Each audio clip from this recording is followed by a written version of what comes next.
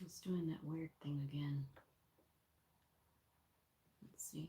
I wonder if the sound is on.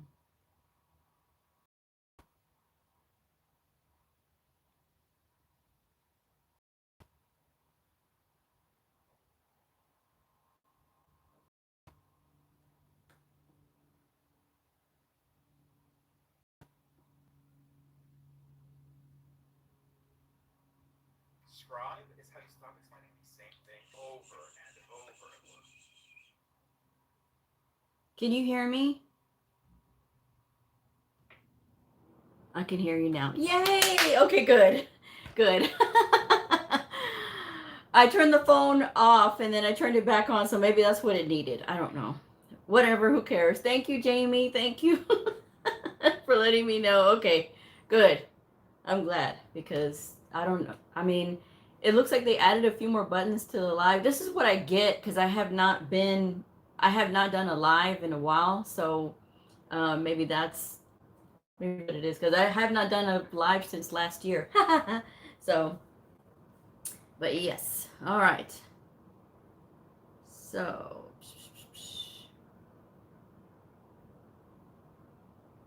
yeah, I did. That I did, Jamie. That I did. All right. Okay, so hopefully everybody comes back. I had a lot of people, and then all of a sudden I. Okay, it's working now. All right. Okay, I see people starting to trickle back in. All right. Well, Happy New Year, everybody. Sorry, this came off to a stilted beginning. All right. Yes, now I have it working. It just needed to be restarted. Whatever. All right. So give some people some time to get back in.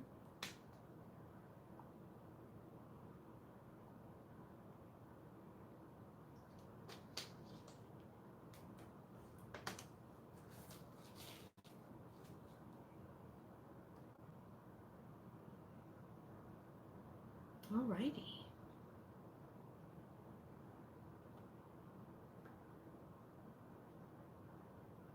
All right. So I did a show earlier this week about um, multiple credentials and if it gets you more money when you're working. And somebody commented, the comment has been deleted, okay? Because sometimes people get a little sensitive when I talk about their comment. And I never mention names. Uh oh. I hope it's not all messy. Is the screen all messy now? Maybe it's just my connection. Some people get a little sensitive when I mention their comments, so I make it a habit now of just deleting the comment if I'm going to talk about it because people get embarrassed. You're the one who commented. Don't get embarrassed, you know, and I'm not calling you out by name. Somebody else may have that same concern. So this is about learning. It's not about calling people out, you know, for whatever their situation is. But one of the things that we were talking about was having multiple credentials doesn't get you more money. I never mentioned dollars and specifics on my channel because there's a lot of people who have very different opinions about what a good salary is for starting in medical coding and what, you know, is not so good a salary. But I will say this, if you're coming in thinking that you're going to get on the high end of the scale and you have not done anything to like learn the field or learn the craft, you're on the road to ruin because schools are out there to push. Yeah, you can make all these high dollars. You can make a fantastic living as a medical code or medical biller, but you have to earn it and you have to work up your knowledge because you're not going to know everything as soon as you get out. So I went through 3 different jobs in my first year. I had my first job. It was through a temp agency, and it was for 3 months. And then once that job ended, I got the other job through the temp agency, and I was there for 8 months. And I was actively applying, trying to get back to my hometown. And I ended up getting here, my forever home, a job that I had applied for myself. And my pay jumped. So every single time I'm not looking at the pay, but I'm thinking about my skills. You know, every single time my skills got progressively better when I was applying for jobs. And You don't have to have a ton of years of experience, but you do have to have some experience, and that's what they were looking for, and that's what any employer really is looking for. So you want to make sure that when you're out there in the beginning, I just had one. I always recommend new medical coders have one credential. The person that commented actually had three credentials and 3 years of experience, and then was saying that her pay, she told me what her pay was, in which for 3 years of experience, that pay level I will say is very low. I'm not going to tell y'all what she said she made, because like I said, I deleted it, and I'm not about talking about people's specific money, because it really is, on you, because somebody who is a nurse is going to sometimes look down on what new medical coders start out at. But you were a nurse. You're not going to be a nurse now. You're a medical coder, if that's the path that you're going. And it is very lucrative, and you do actually sometimes make more than you did at the bedside.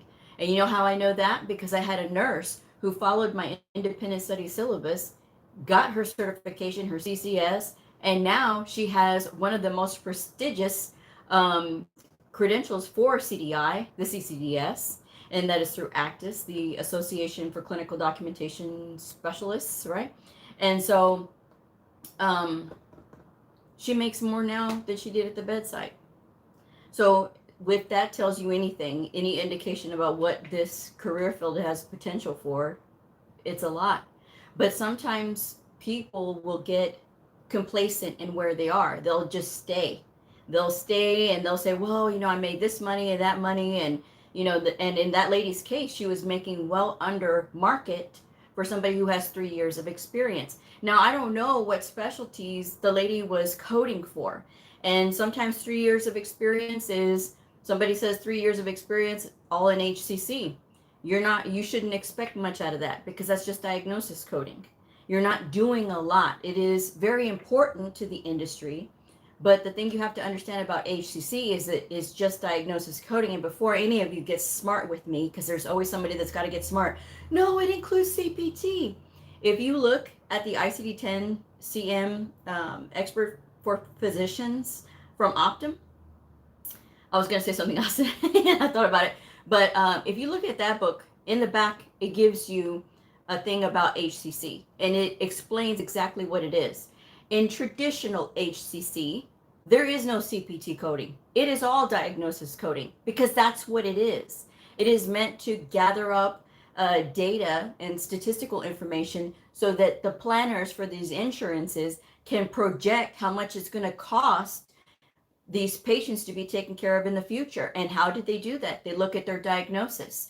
And this is how they can kind of start to get that information of like, well, if you have diabetes, there's a good chance that you could develop hypertension, and there's a good chance you could develop this condition and that condition. This is just an example, okay? It's just an example. I'm not a doctor. I'm just saying this is just an example. This is the way that the statisticians look at it. They look at, okay, if they have this, there's a good chance. They start looking at probability.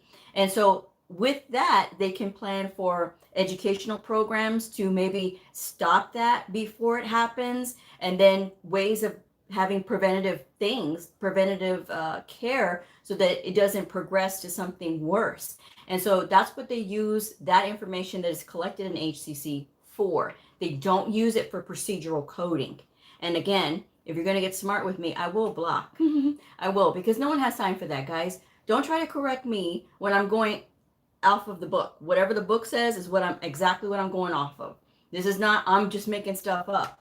Okay, so if you have 3 years of experience and your experience is wide in variety, like CPT coding, procedures, evaluation and management, modifier application, and diagnosis coding, and you've been in multiple specialties, not just in one specialty, because sometimes one specialty can limit you.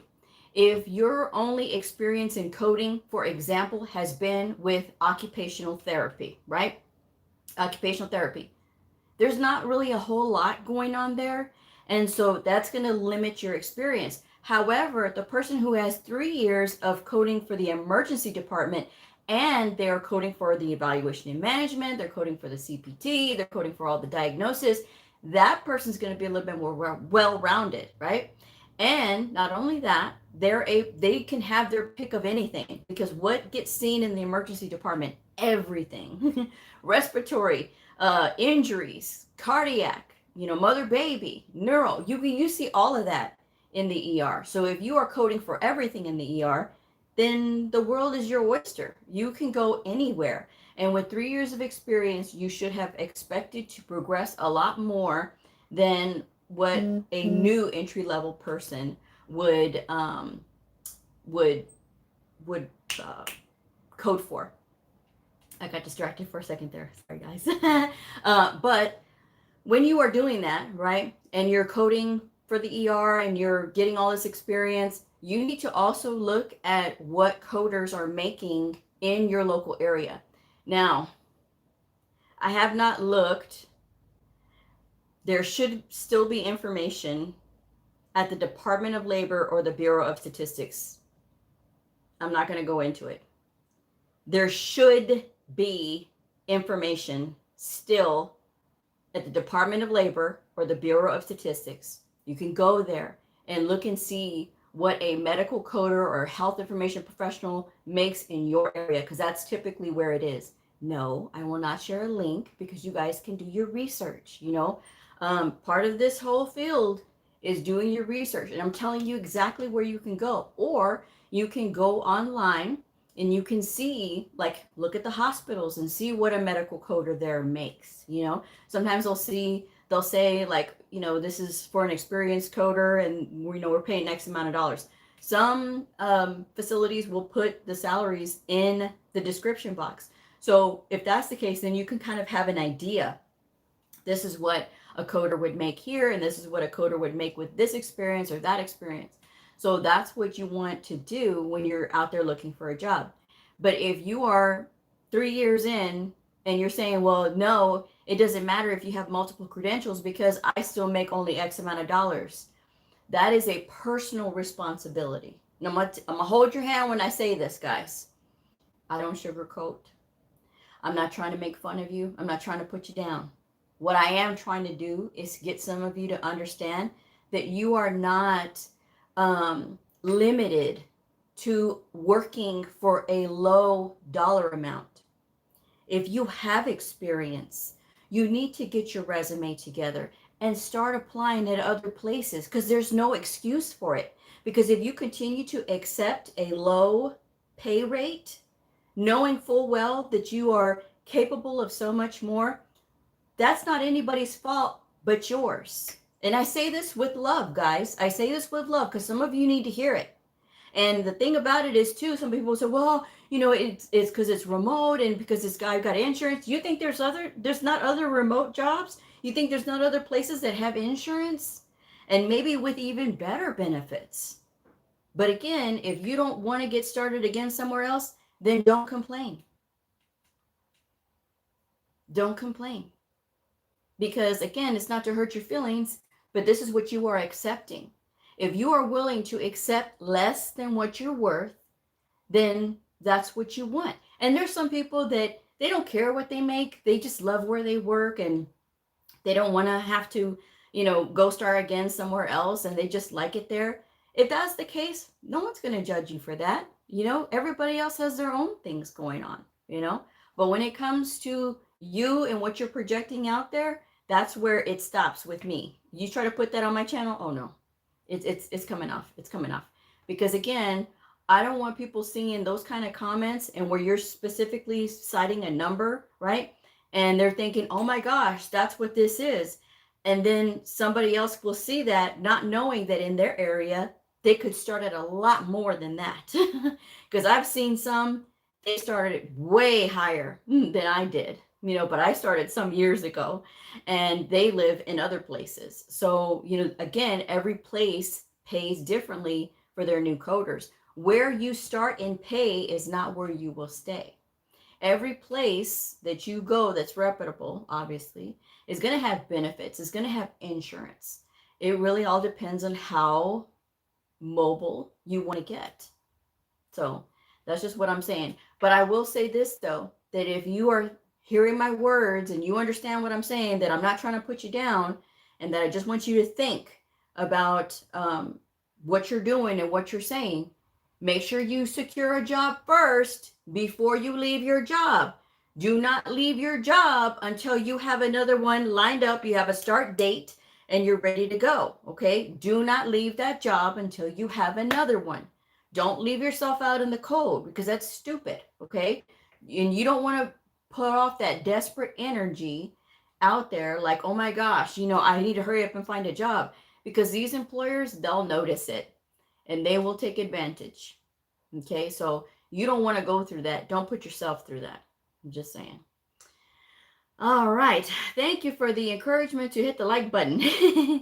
That's awesome, Jamie. I'm so glad you like your new job. Hi, Brittany. Hi, Creative. Hi, Priscilla. Thank you for joining me. All right. So, like I said, if you're just joining me, if you are not happy with the pay that you're getting and you have multiple credentials and you think you're entitled to get more money because you have more credentials, it doesn't work that way. Unless those credentials are tied to something else that you're specifically doing. Like if you are a CDI, and my nurses, even though the industry does not require nurses to have a medical coding certification, I am strongly recommending it, because if you are working in clinical documentation integrity, right? They sometimes call it clinical documentation improvement, right? Where you are looking at the documentation and you're seeing where those holes are in the documentation, like if something is missing, so that way that the providers can be educated so they can get better with their documentation, so that it's more clearer for the coding, and then they're able to code faster because there's somebody looking at it beforehand. That's where it's really key for nurses to have that medical coding knowledge. But what a lot of them do is, oh, I don't do coding, so I don't need to get that. No, ma'am. No, sir. You need it because it is part of what you're looking at. How do you know to look for certain things if you don't understand what the coders are looking for? Well, I don't take direction from coders. You're not taking direction from anybody. What you are doing is you're working shoulder to shoulder with the coders so they can tell you, we have a problem with this provider not documenting this. Say, for instance, it's an orthopedic doctor and they're not documenting properly when they're applying a cast. So it's your job to go over there and educate that provider on how to make sure that all the documentation is there so that it's clear what procedure that the coders need to pick up. But if you don't understand that, and if you think, oh, it looks fine because you've been a nurse this whole time and you're used to checking off boxes and you're not used to looking at it with a trained eye, like, oh, wait a minute. Yeah, what kind of cast is this? Is it a fiberglass cast, a plaster cast? What kind of cast are we working with here? Where was it applied? What was a laterality and that kind of thing? That's what getting that background in coding is going to help you to be able to see that a lot better. It's only to make your job easier, because I've seen nurses who have no idea about coding, and then they're over here trying to educate the providers. Meanwhile, they're throwing things off for the coders because now the documentation is actually worse. So that's the thing that I want you guys to understand. It's not to make your job harder, it's actually to make your job easier, so that way you know what you're looking for. Because it could look fine to you as a nurse, but when you have that trained eye as a coder, then you're like, wait a second, I see what's missing here. There's something that, okay, there's more detail that could go into it, this here for a more specific code. Because maybe a doctor is ordering a specific test, and because your clinical background, that test is related to another condition. Do they have this condition? What is going on here? If the provider is being vague and not saying something that they should be saying, because you're not forcing them to do anything, you're just asking them a question so that way they can think. Because doctors do not understand. They are not meant to be coders. They are not meant to be CDIs, clinical documentation integrity. They're not meant to do that. They're meant to care for the patient. It is our job as health information folks that we make sure that these providers document well. I'm on LinkedIn. I'm on LinkedIn because y'all pushed me into LinkedIn. But there was an article that was shared on LinkedIn about a provider that just got sentenced to prison for terrible documentation, for terrible things that they did to patients against their will. And then other leadership was going to go right along to that prison with him because they weren't paying attention to everything else that was happening with documentation. And this is why I keep telling all of you that what we do is very important. We are called things that we select, which is why what you'll hear these spouses for these, these small doctor's office clinics, and it's the spouse that's running the doctor's office. 99.99999% of the time, they do not have a medical coding certification. They don't have a billing certification. They know nothing. All they know is, hey, this always gets paid when we use these codes. Submit them. There was an eye doctor. Don't ask me if he was an optometrist, ophthalmologist. I don't know. He was an eye doctor, right? So him and his old lady, his wife, was doing the managerial side of his office. He was seeing the patients, right? Cool. She got sent to federal prison for 3 years for billing fraud. He got to pay a $300,000 fine, and he's still out. She's locked up in the federal pen for 3 years because of fraudulent billing. So even though maybe you don't have a certification, maybe you're already working, anything that you report, you are going to have to answer to. And ignorance of the coding rules and the law is not an excuse. That's why I keep telling y'all, you have to pay attention. You cannot let these providers strong arm you into selecting diagnosis codes or procedure codes that are not supported, because it's all going to come back. Because that's why I tell my providers, I am training you now, so when you go out in the real world, right? I always say the real world is anything outside of me. When you go outside the real world and you're out there and you have a coder, and that coder is just there to collect a check, because some coders are there to collect a check and go home. They're not interested in continuing to educate themselves. They just want to collect a check and go home. And some of them got into it thinking it was something else, and it's something completely different. And it's not what they expected. So they are very resentful that they are there, and they just want to be paid. So they need to make sure that they are documenting properly so that they can defend themselves and that it's very clear what's happening.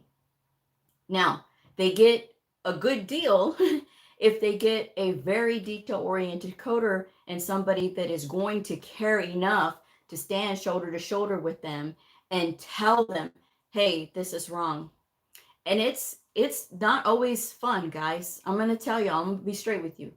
It's not always fun to educate these providers, especially when they're brand new and they don't understand what you're telling them, because they've never had somebody come up to them and tell them anything, and they will bluster. And sometimes when they're blustering, when they're being loud, it is because that's an anxiety reaction. Okay. I used to be like, oh my gosh, what did I do? When I would get yelled at in the beginning, right? Because I would get yelled at here and there. But I'm like, oh my God, what did I do? It is not you. It is not personal. When somebody's yelling and there's really no reason for it, they're just yelling, that's an anxiety reaction. It's not a personal thing. It's an anxiety reaction because they don't know. And what gets them is that I've been to medical school, I have advanced degrees, and here comes this person with a certification, and they just told me I don't know what I'm doing. This is crazy. What do you mean I don't know what I'm doing? Even though that's not the words you use, but that's how they feel. And so that's where you have to be patient, and you have to be like, okay, the whole thing, love is patient, love is kind. Okay. I'm not saying that you love the people, but what I am saying is that when you work in this field, that's what it requires, is a lot of patience. And the reward is when they start to see what you're saying, because you're patient enough to walk with them, and then they get it. And when you see them get excited because they get it and they're like, oh my gosh, I did this, I did this. And I'm like, good, I'm so glad, you know. And sometimes my providers will go and they'll do assignments at other facilities, and they'll come back and tell me, oh my gosh, Blue, you would not believe what happened. I'm like, oh my God, what happened? You know? And they're like, well, when I went there and I was documenting, because I could hear you, I'm always told that. I could hear you, Blue. You better make sure you got the right or left on there. And, you know, all this, where did you do an injection at? And I documented like you've taught me.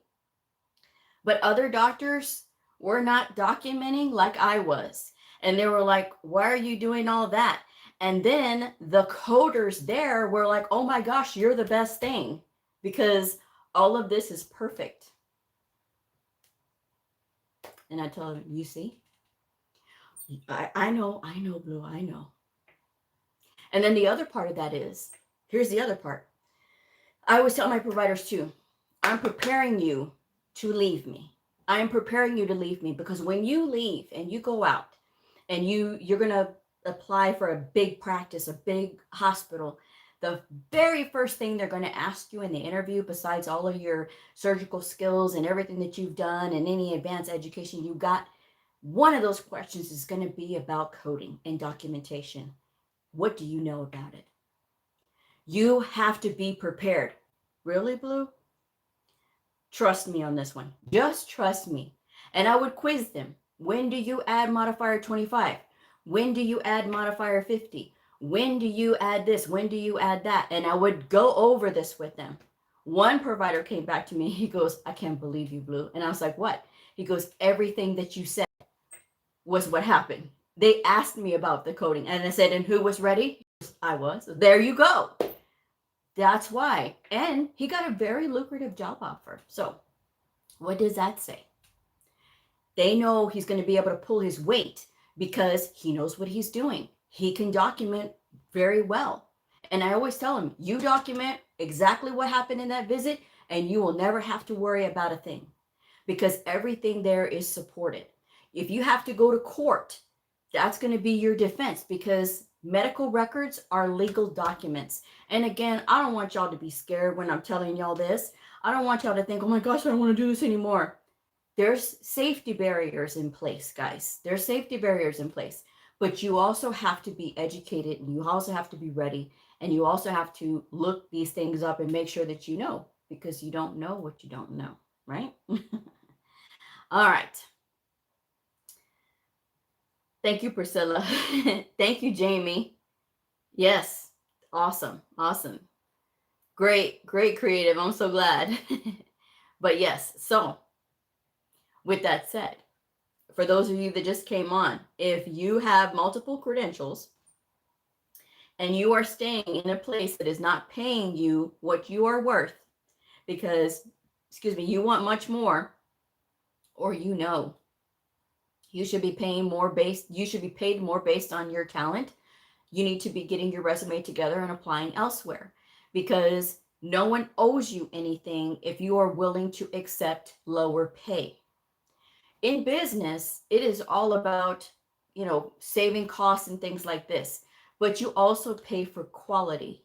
If you know that you are a quality coder, meaning that you do very good work, that you are constantly up on your education, and that you are willing to try different things, different specialties, that is going to give you a competitive edge, because you're going to be able to go anywhere and you're going to be able to learn a lot more. These harder clinics are going to be, or the harder things, right? They're going to be a lot easier for you to do, rather than always shying away from them, or, oh, that's too scary. Close to the beginning of my career, I was switched supervisors. And my old supervisor was helping my new supervisor give me assignments. Well, one of the things that my old supervisor knew was that I had never done same-day surgeries before. So she so graciously told my new supervisor to give me the same-day surgeries to do.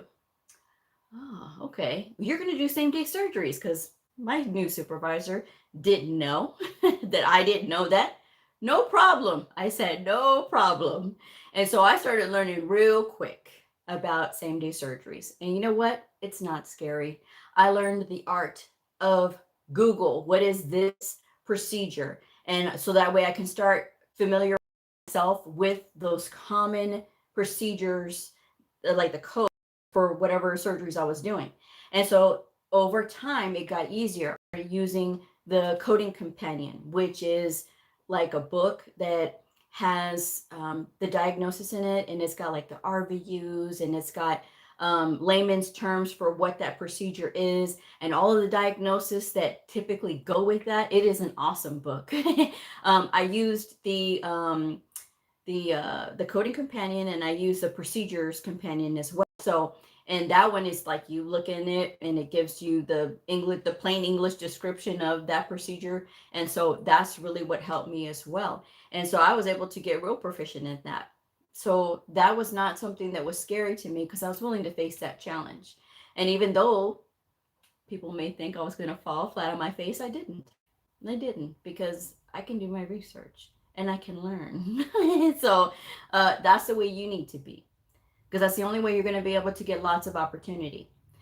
When I worked at home for a level 1 trauma hospital, that was one of the things that they wanted to make sure is that whoever they were hiring was going to be very proficient in coding everything. And because I had already had all of that experience and working in the clinics and working for, cancer therapy research center and working at all these different places and working in inpatient professional services, which is when the patient gets admitted to the floor and then you got to do the professional charge and things like that. And learning all of that, that set me up for success for working for a level 1 trauma hospital. That was a very tough job. And I always say that's like the Marine Corps, medical coding, because that really did sharpen my discipline when it comes to like speed and timing and, working on harder, more complex charts because I worked in the evening. So the day shift was able to pick through all of the easy appendectomies and the colonoscopies and all this stuff. But I had to do multi traumas. I had to do advanced Whipple procedures and all these other things. So it was not the easiest thing to do, especially when you're having to do nose procedures as well, right?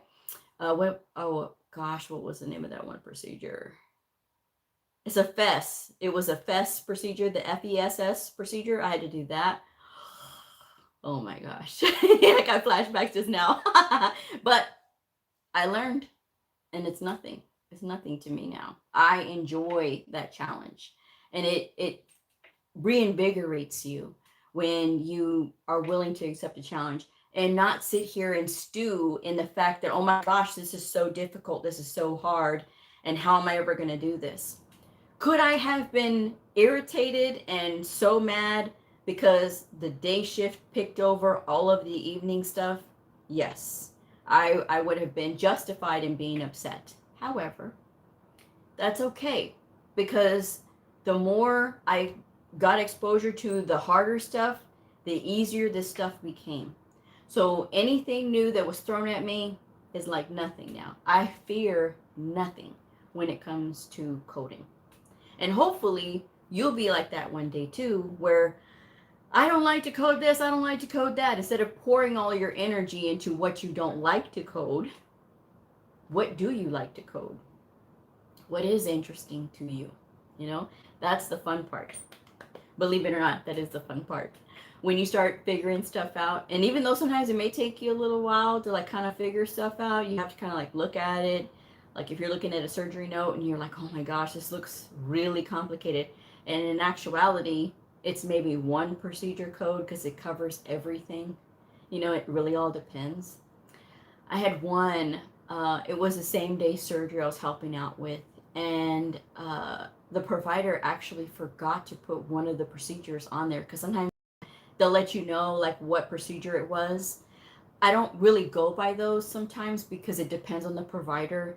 And sometimes they select the wrong one or they'll select one that's very generic and not really necessarily what they actually did. And so they do that to kind of close out the encounter because the system needs something in it that's saying this is what I did. It doesn't care that it's right or wrong. It just needs something in there. Which is why I tell y'all AI can't critically think. Because if it did, then it would see this is not supported. But that's another that's another episode for another time. But when I look at a provider's codes, I say, okay, well, this provider is usually pretty spot on. And then sometimes it's like, no, I gotta really double check and make sure that this is supported. So I saw one and I was looking at it, I was like, he didn't pick this other code up. And I mean this other CPT code. And it's justified. I'm looking at it and I looked at it again because like this is not like him. I'm like, And so I talked to him about it later. He's like, I didn't know that was I could get credit for that. I'm like, dude, you could totally get credit. He's like, I did, and I was like, yeah, man. That's why I'm like, do you know that? Because you got to make sure that you know, because it's better if you know than if you don't know. He's like, wow, well, thanks, Blue. Of course, I'm here to have your back. So, all right. So, yes, all in, right, Priscilla? But yes. So when you get into this field, just know that the more knowledge that you have, the more your pay should go up. Now, I'm not giving specific figures. I never give specific figures. But you need to look in your area and or check out the Department of Labor or the Bureau of Statistics if they still have that information there. And I'm not going to touch that anymore. I'll just leave that there. But that's typically where you can find that information. It'll tell you what is the typical starting salary in that area. Because like I said, Texas is going to pay a lot different from California. California is going to pay a lot different from New York. New York is going to pay a lot different from Michigan. Michigan is going to pay a lot different from Arizona, So there's differences. I mean, the economies of different states are also different. Cost of living is different. So there's differentials, and that kind of thing. So those are things to think about when you're out there and you're applying for jobs. And it's okay to move around. Like I said, I had 3 jobs my first year. I started in 3 different places in the first year. And it's because that's what this industry requires. It wants experience. It wants a variety of experience. It needs you to be flexible enough to learn and willing to accept new assignments, even though you may not feel great. No one likes to feel like they don't know stuff, right? But that's when it requires you to have patience with yourself and take time to learn, And once you do that, that's when it becomes easy, That's so cool. I'm from Cali. See, there you go. And Cali is a lot different. Like I said, I've had a few clients who came back because I did their resume and they came back and told me, oh my gosh, Blue, I got this starting salary. I was like, wow. But I'm in Texas, and they're in California. So their starting salary was very good. I mean, really good. So I'm just saying with that said there. The other thing that I wanted to say was, I was going to say something else. What was it? Why did it just slip out of my head? No.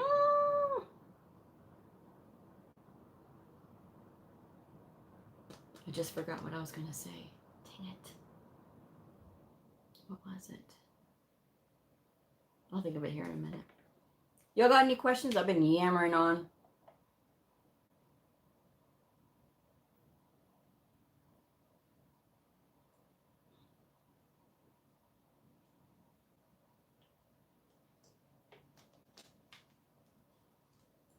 I'm trying to think. There was one other thing I wanted to say. Oh, what was it? Can I remember? What was it?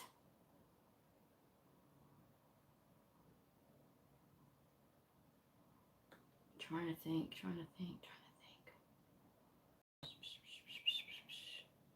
Ah, that's what it was. How do you respond to employers or lead coders when you ask a question that has nothing to do with the guidelines, but their only response is to review your guidelines? So I asked the person to give me an example and they didn't respond. I don't know if sometimes when I respond to people, they can see the comment or maybe they can't. I don't know what the deal is. But I did ask for clarification because sometimes when you're asking a question and you think that's not part of the guidelines, this is not a guidelines question. Like I said, I don't know what her question specifically was. They are just telling her that she needs to look in her guidelines. Now, here's the thing. When they say to look in the guidelines, 98% of the time, it is going to be a guidelines based question. If you are not reviewing your guidelines like you are supposed to, and I personally recommend going through the guidelines one time in its entirety per week. The very first time you do it, it may take you 2 or 3 weeks. It may take you a whole month to get through it. The point is to get through it, because even though it doesn't make sense, it sounds like Greek to you, trust me, after a while when you're working, it will start to make sense. Because some of that in the guidelines, in the ICD-10 CM coding guidelines, is about like sequencing. So if you're asking what code am I going to sequence first, that's in the guidelines. If you're asking about like, well, I think this is an injury, but I don't know if I should pick up an injury code. I don't know if I should pick up a musculoskeletal M code. I don't know which one I should pick up. That's when you look in the guidelines, okay? You check that out, because reading those guidelines, that's the whole deal. And if the lead coder and other experienced coders, a supervisor, is telling you to read the guidelines, 98% of the time, that's what is going to be the answer. But the other thing that you should know is this. Some veteran coders, now I emphasis on some because some of you didn't hear me. I said some experienced coders refuse to train new people because no one trained them. I don't think that that's right. However, there are some people that are just very steadfast and I don't train nobody. Again, I don't think that it's right. You're in the wrong field for that, because at the end of the day, you're going to be training somebody. You're going to be helping somebody to understand what we do, right? Because this doesn't exist in a vacuum. This is a very like personable field. You know, you do have to speak to people. It doesn't matter if you're introvert and shy. That's why I got into this. So you think I'm not introvert and shy? I am. So again, when you are doing all of this, right, and you're out there and they're saying read your guidelines, that's telling you something. They want you to read your guidelines, because you may be asking them a very simple question, and that's another thing that gets to experienced coders too. So here's a story. A few years ago, I knew a lady that came from the hospital that I had worked at previously. She came here to my forever home, right? And she was working here for a little while. And she's like, hey, Blue, I really need help. So I was like, okay, sure, no problem. And so as I'm helping her, I don't see her with a notepad and a pen. I let it go. Maybe she's going to remember it. So she asked me her question, and I help her out because, you know, she's my friend, right? She's my friend. I'm her friend, at least. I'm her friend, right? So I answer her question. Thanks, Blue. She leaves. I go back to my work. 5 minutes later, she comes back. What happened? What? I forgot. Oh, okay. You need me to explain it again? Okay. So I explain it again. Oh, good. Okay, I got it now. Thanks, Blue. Still no pen and paper in her hand. Go scurrying back to her desk. 5 minutes later. No kidding. She goes back over there. Knock, knock. I said, girl, you better not be asking me the same question again. She goes, I'm sorry, Blue. Where is your pen? I can go get it right now. Get you a pen and paper, and I'm going to tell you this one more time. Okay, Blue. Okay, I'm sorry. So then she goes, she grabs a pen, she brings a paper, and then she starts writing her notes down. And she goes, okay, I got it. Okay. Because I have to be able to do my work too. And I can't always put down on my workload because we have a workload report we have to report, right? And on this workload report, you have to state how much time you spent coding, and then if you weren't coding, like say for instance, I said I'm not coding for 2 hours, and I'm only coding for 6 hours today. So my if my boss says that, she can be like, "What the heck, Blue? What were you doing for 2 hours?" So if I'm saying, "Well, I was helping out the new coder for 2 hours," I mean, they're supposed to ask you a question and then bounce. Okay, okay, I got you. But sometimes some of the stuff gets a little confusing. You got to sit here and explain it. You got to show them where to go and things like that. Oh no, Blue, that's too much time. That's too much time. Okay, okay, no problem, no problem. So you learn not to do that. So instead of accurately reporting that I'm not coding for 8 hours, I skip all of that and I say I'm coding for 8 hours, and I haul tail to hurry up and catch up because I gave my friend 30 minutes. I gave my friend 45 minutes of help. But now I'm 45 minutes behind and I've got to catch up. So I got to go a little bit faster. So then I've got to use, okay, I know this surgeon had a whole day of post-op appointments. Cool. I can go ahead and take care of this. My post-ops consist of broken bones, organic conditions, and joint replacements. So it's still not a walk in the park, but it's a little bit easier to get through, right? Because you're just going through and you're making sure you're looking for castings, you're looking for, anything else that was done, and then you're coding it. So it goes a little bit faster, but it's not always the fastest thing, because especially if they have multiple injuries, but it works itself out. I'm willing to sacrifice that time. It's the same thing if my providers come over. Now, sometimes because that's a part of our standards to educate providers, I can kind of get away with that. However, you can't really put too much time either, because then it starts looking like, okay, what are you doing? Even though it's legitimate, because some providers, they come to me and they'll get long-winded. If you don't know what that means, it's somebody that talks. And sometimes with these providers, it's because no one is listening to them. Even though you see them ordering people around, they have to answer to folks. So they don't always feel like they have somebody to talk to, right? And so when they can sit with you and you can listen to what they're saying, you're not trying to cut them off, you're not trying to make them feel bad because they didn't know, which is some of the things that I do. I don't make them feel bad for not knowing. This is not their job. This is my job. I need to know what they did so I can make sure they got credit. That said, sometimes they get a little long-winded because it's nice to be able to just sit and just be able to say, okay, this is the issue that I'm having. What am I supposed to do here? What if I have a patient that, I gave them 2 injections, but I gave them an injection in the AC and I gave them an injection in the subacromial. What do I report? You report them both. That's a medium-sized joint injection and it's a large joint injection. You're going to report them both. And so I have to go over that and explain it. But again, I'm only going to put half of the time that I'm with this provider because I don't want it to look like I'm excessively using that time, right? So there's those things. You learn that as a coder. So you get to be very particular on where you spend your time and how you spend your time. So when you have somebody that's repeatedly asking you the same question like a new coder would, then that's when your patience starts to run out, because it's just like, now you're just taking my time and I'm trying to help you, so that's where that all goes too. So that's something that you got to make sure that when you're new and so you're asking somebody a question, you have to know that they are sacrificing their time to help you. And because they're sacrificing their time to help you, you need to be gracious and thank them and make sure you're taking notes so that you don't keep asking them the same question over and over again. Okay?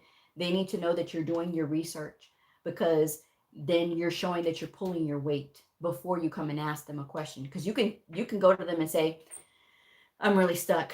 I looked at Coding Clinic, I looked at CPT Assistant, I looked at the Merck manual, and I can't find this, but I did find this, this, and this. And then, okay, good. They've already done their research. So let me explain. And that's it. And so then they learn from you. experienced coders. So I'm just saying. um, all right. Is the Nelly book 2021 still good for use this year? I mean, you're just practicing with it. So yes, but be prepared that some of the codes may have updated. Not all of them, not all of them. But if you are looking up a code, say for instance, you coded a procedure, an ICD-10 PCS procedure, and you go to look up the correct answer, and you see that their code is there, but your code is actually not in the book, that means that you have an updated code. So you can always Google, what is the code for this and that kind of thing. You can always do that. But yes, you can absolutely practice with the 2021 Nelly book, the ICD-10-CM and ICD-10-PCS coding handbook with the answers by Nelly Leon Chizen. That is the #1 book that I recommend for learning ICD-10-CM and ICD-10-PCS. If you are not studying ICD-10-PCS, you can skip that part of the book, right? And you'll know what the ICD-10 PCS codes look like. But when it comes to teaching how to diagnose this code, that is the most fantastic book ever written, ever. And they don't pay me to say that. I love that book. So yeah, you can use it, but just know that some of the stuff may be updated, but not that bad. Not that bad. Like I said, I still recommend like 2022 and above if you're going to go with old books. But if all you have right now is a 2021, that is totally fine. Use it. Definitely use it. If you can teach, it says it shows that you know what you know. Exactly. Exactly.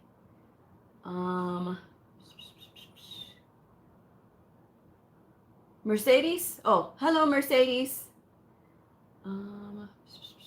This thing is like really light, so I'm gonna say part of it. 24. Hi. So I wonder if that's Crystal, because Crystal always says Blue and friends. But anyway, so that's what I'll say there. But if they're telling you to read the coding guidelines, if you have an experienced coder telling you that, either they are under pressure to meet productivity, and maybe they're a little bit slower because maybe some of their stuff is really complex and they need every single minute of the day. And then sometimes it's not. I mean, it really all depends. And then sometimes it's because they don't want to help you because nobody helped them. Okay. But then remember that, right? Remember that. Remember that if no one helped you, do you really want to perpetuate that on to the next generation and say, well, I'm not going to help you because no one helped me? No, we don't make progress in life and in business and in our professional life by perpetuating the past. We improve, we see what we've been through, and we know what we would not have wanted. I know in the beginning, if I was so lost, I would want people to help me, which I have had people help me. I am not a big person to ask for help anyway. I will do anything not to ask for help. I hate asking for help. This is a personal challenge for me, though, that I have been working on, that sometimes you do have to ask for help.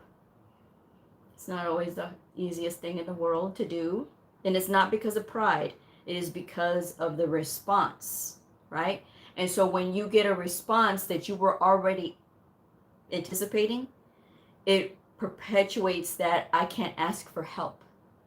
And so that's always my experience, because when I do ask for help, when I do finally put my own self aside and say, oh, you know what, I really do need help. And if I ask somebody for help and they tell me no, or they're just cavalier about it or nonchalant, that tells me, that reinforces that I can't ask you for help.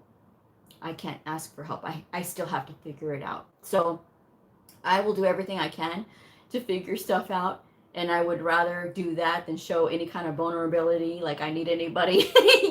That's me.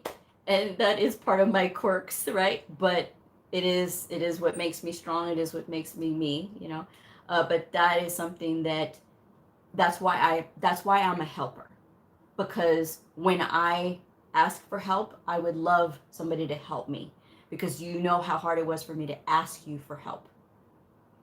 I didn't want to ask for help. But if I'm asking you for help, I expect you to help me because of whatever you're, if it's a person of a position, or if it is a person of, that is close to me, and if I'm asking you for something, then I'm expecting you to help me because I'm allowing myself to be vulnerable with you to say, you know what, I can't handle this by myself. It's not easy, guys. It's not easy, but that's why I'm a helper, because that's what I want, right? And that's what I would have wanted coming up if I needed it. Which I was so fortunate when I was working at the second facility that I worked for. The first one is one you're learning on, right? But the second facility that I worked for, my boss, now my friend Jessica, Jessica, she was fantastic. She was a helper too, just like me. And she would help me, like if I got stuck or whatever. And she's like, Blue, we really need somebody to do inpatient professional services, but everybody always quits. Please don't tell me you're going to quit. And I'm like, look, I just moved 8 hours from my hometown. I can't quit. I'm stuck here. You're going to have to just take me as I am. She goes, no problem. She goes, I will help you. And she was the most fantastic teacher, great, wonderful. I learned so much from her. And all of that time together and that experience, that 8 months that I had to train somebody here who was above me on how to code for my clinic. And so I had limited experience. I just made a year. Just made a year of coding, and I'm having to train somebody. So yeah, but it's possible. It is possible. It all depends on the individual. I'm just saying. All right. Thank you. I was able to get it. Oh no, you found it without the answers? You know what? I love the book without the answers. However, how are you supposed to know if you got the answer right or not? The only thing I can recommend for you, though, since you have the book without the answers, is to just Google, just to confirm, that you got the right answer. Because you might think that you have the right answer, but maybe it's not the right answer. So, if you want to just Google, whatever the question is, and see if the answer will pop up, and then confirm it in the book, then that'll be good too. I mean, that's something that you can do. Look, but what you had to do, it's all right, all right. It sure is. Oh, see, great. I was like, is that Crystal? Because she's the only one who says that. Sorry for being MIA for a while. Been busy. Glad to catch this live. Well, I'm glad you're here too. First live of the year. I wasn't on yesterday, so I figured I'd come on and talk to you guys a little bit. And then I had a bunch of technical difficulties getting on. Everybody's telling me I can't hear. I'm like, oh my gosh, I'm trying. So now we're all worked out. Everything is good, and we're all good to go. So, but yes, does anybody else have any questions? How long have I been talking?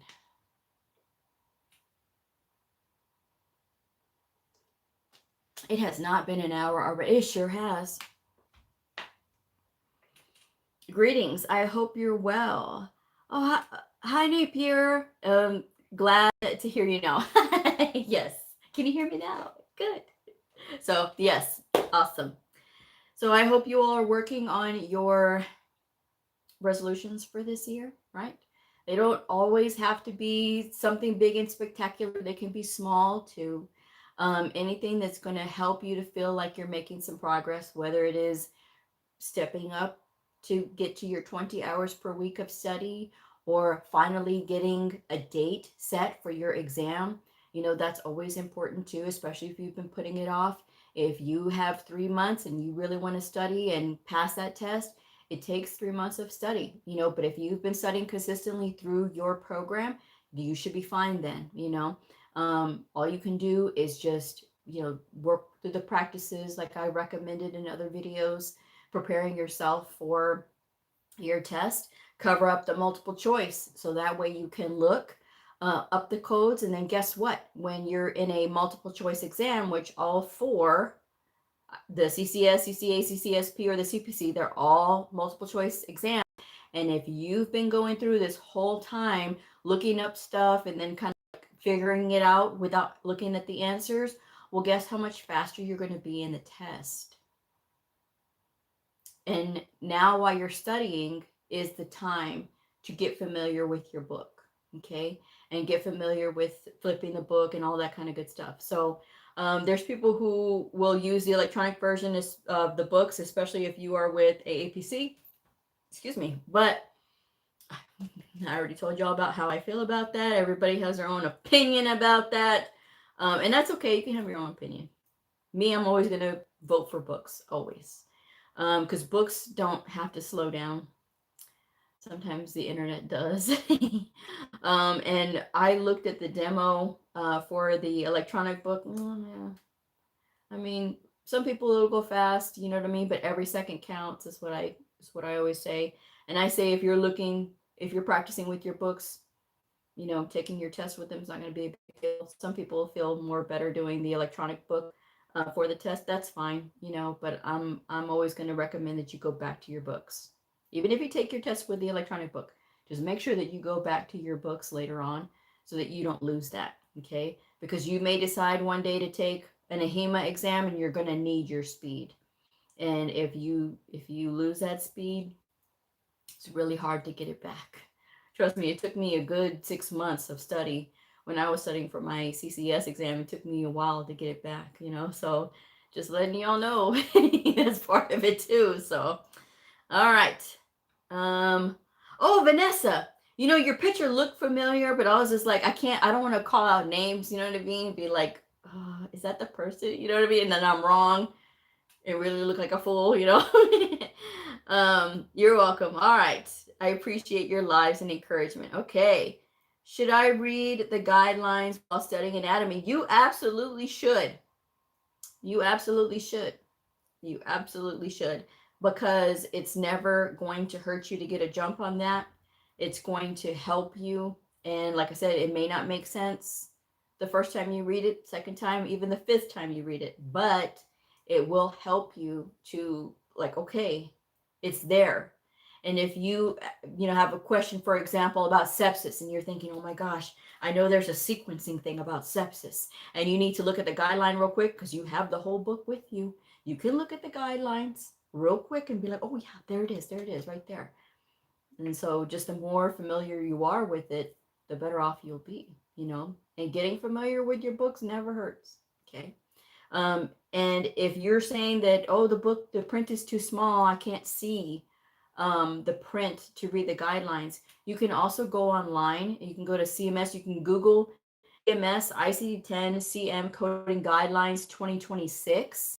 If you are taking your exam this year, you're with AAPC, they're already in the 2026 version of their test. If you're taking the exam with the American Health Information Management Association, you're taking the CCS, the CCA, or the CCSP.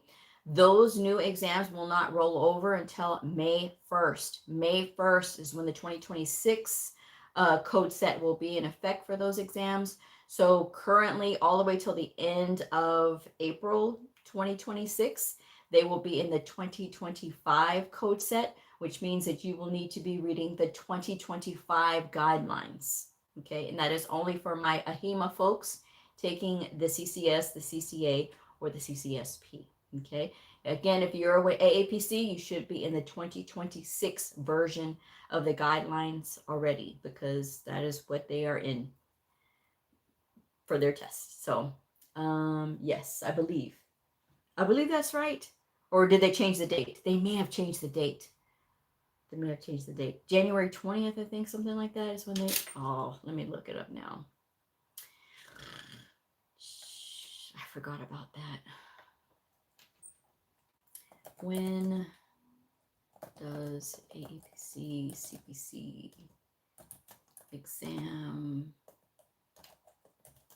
start for 2026. January. It says January. What date is it? This is January 1 here. Major updates. Okay, what book should I use?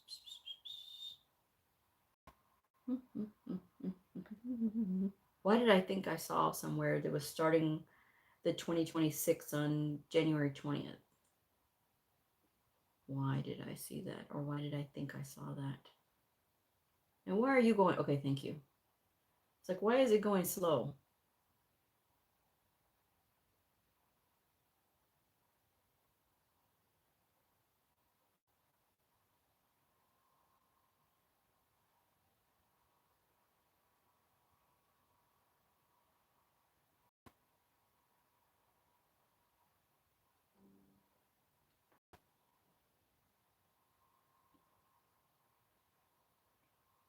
I guess it is January 1. I don't know why I thought it was something different. My bad.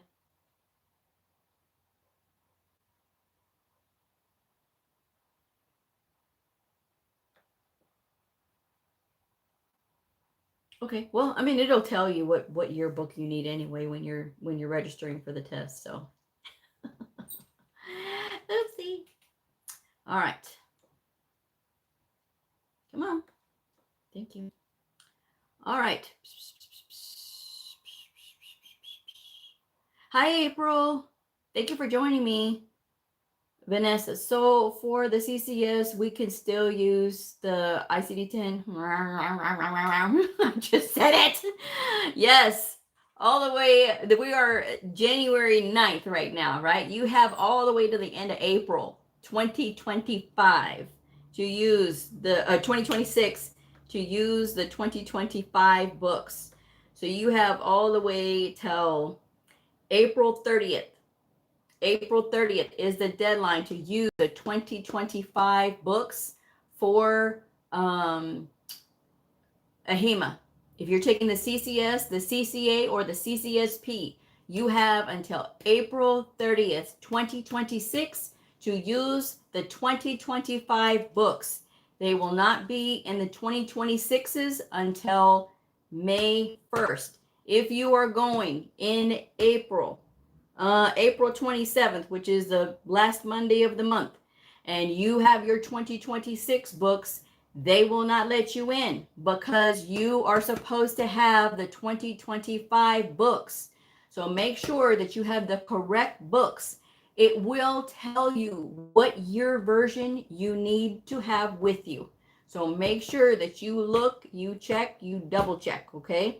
They allow for your choice of publisher. So if you want to use the AHIMA book, the Elsevier book for ICD-10-CM and ICD-10-PCS, you can do that. Optum, they also approved that. AAPC, you can use those books. The only one that we all have to have the same one of is a CPT Professional Edition by the AMA. Everybody has to have that book. You cannot use any other CPT book. It has to be the AMA version, okay? So make sure that you have the correct book. If you are taking an AHIMA exam, CCS, CCA, CCSP, you have all the way until April 30th, 2026 to use the 2025 books. May 1st, they will use the 2026 versions. When you register, they will tell you, these are the books that you need. This is the year version books that you need. It is your responsibility to make sure that you have the correct book. It is literally all over the paperwork. When you're going in, when you're going to register for your test, it is literally all there. So there's no messing that up. And they all have to be the same year. You cannot have one that is a 2025 and the other one is a 2026. They all have to be the same year book, okay? So from now, because we are in January the 9th, 2026, you have now till the end of the April, right? April 30th, 2026 to use those 2025 books for the AHIMA exams. Okay. AAPC folks, you can use 2025 to take the 2026 exams. However, AAPC cautions that because it's a multiple choice test, if you have a 2025 book and your test is already 2026 and maybe a code was deleted, you are using your books at your own discretion. Okay, you're using in 2025 and 2026. You are doing that at your own discretion because they told you you need to make sure that you have the most updated book. But if you don't, some people will write the updated codes so that way in the book, so that way they can use the 2025 instead of having to purchase the 2026 books. And AAPC says that's okay. However, you can use the older books, but we are in 2026. If they see you trying to do 2027 in 2026, that is a no-go. You cannot use 2027 books for AAPC in 2026. It has to be 2026 or previous. That is fine. You can use a previous year book. But remember, you are doing so at your own choice, okay? They're telling you for best results, they want you to have the current year book. But I understand it gets very pricey, and AAPC is very pricey. Okay, so just make sure that you have the books that you need. Now, if you're saying, well, Blue, I can't afford all these books, you have time to save. So you can save, and you do have your choice of publisher. You do not have to use AAPC books. AAPC allows you to have your choice of publisher as well. They do have a list of approved books. The Optum books that I'm always recommending, the Optum ICD-10 CM Expert for Physicians is the one that I recommend for your diagnosis book. Of course, the CPT book by the AMA is the one that we all have to have, you know. The Hicks Picks book from Optum is also acceptable as well. So I recommend that for, you know, either association. So, all right. Mercedes, we got to get my name right, honey. I'm studying in Florida for 1 year medical billing and coding, and I'm going to take the CCS through AHIMA on February. Is this too quick? So you've been in it for 1 year, and if you've been studying, you should be fine. Oh, thank you. Thank you, Carmen. All right. And you're welcome, Vanessa. Yep. Just read the guidelines. Yep. The guidelines. And they are serious when they say to read the guidelines. And anything else that you want to know, trust me, it's all there. The candidate hand guide for when you're sitting for the exams as well, it'll tell you, right, what to expect.